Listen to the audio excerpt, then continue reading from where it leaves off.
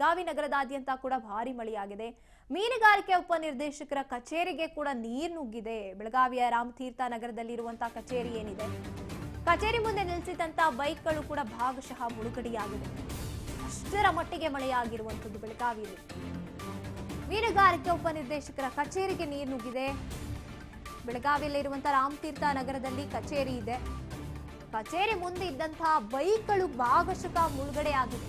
ಅಷ್ಟರ ಮಟ್ಟಿಗೆ ಚರಂಡಿ ನೀರು ನುಗ್ಗಿ ಕಂಗಾಲಾಗಿದ್ದಾರೆ ನೌಕರರು.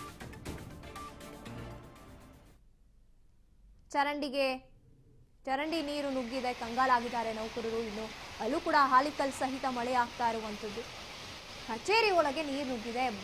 ಭಾಗಶಃ ಅಲ್ಲಿದ್ದಂತಹ ಬೈಕ್ಗಳೇನಿದೆ ಮುಳುಗಡೆಯಾಗುವಂತಹ ಪರಿಸ್ಥಿತಿಗೆ ಬಂದಿರುವಂತದ್ದು. ಧಾರಾಕಾರ ಮಳೆಯಾಗಿದೆ ಬೆಳಗಾವಿಯಲ್ಲಿ ಅಂತ ಹೇಳ್ಬೋದು. ಅದು ಕೂಡ ಇವಾಗ ಆಗ್ತಾ ಇರುವಂತದ್ದು ಅಕಾಲಿಕವಾಗಿ ಸುರಿತಾ ಇರುವಂತಹ ಮಳೆ. ಬಿಸಿಲಿನ ತಾಪಮಾನ ಎಷ್ಟು ಬೆಳಗಿನ ಜಾವದಲ್ಲಿ ಅಥವಾ ಮಧ್ಯಾಹ್ನದವರೆಗೂ ಹೆಚ್ಚಾಗಿರುತ್ತೋ ಮಳೆ ಅಷ್ಟರ ಮಟ್ಟಿಗೆನೆ ಬರುತ್ತೆ. ಚರಂಡಿ ನೀರು ಕಚೇರಿ ಒಳಗೆ ನುಗ್ಗಿರುತ್ತೆ. ಅಲ್ಲಿನ ನೌಕರರು ಕಂಗಾಲಾಗಿದ್ದಾರೆ.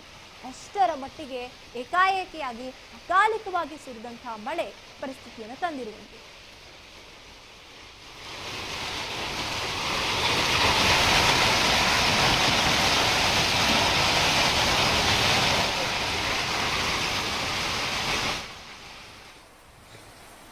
₹400 होगा।